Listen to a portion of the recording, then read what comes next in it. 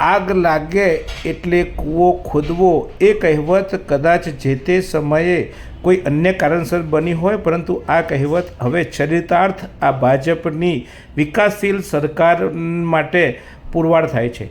આપ જે દ્રશ્યો જોઈ રહ્યા છો તે દ્રશ્યો છે ધોરાપીપળાથી પેરા જતા માર્ગ પર।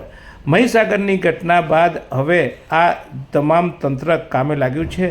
જિલ્લામાં જે પુલો છે એની તપાસ કરવામાં આવી રહી છે, સાફ સફાઈ કરવામાં આવી રહી છે। ત્યારે આ પુલની બાજુમાંથી જ આપ જોઈ રહ્યા છો તે રીતે મોટા ખાડાઓ પડ્યા છે।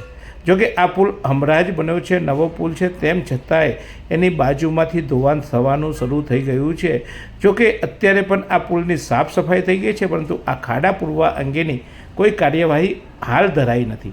આશા રાખીએ જિલ્લાના તમામ પુલોની સમારકામ થાય, જરૂરી હોય ત્યાં આવા ખાડા પુરાય, ધોવાણ અટકાવાય અને પુલો પરથી પસાર થતો માનવી પોતાના જીવના જોખમે પસાર ન થાય એવો એને ભાવ થાય એવી ખાતરી કદાચ આ અધિકારીઓ અપાવી શકે તો લોકો માટે રાહત હશે।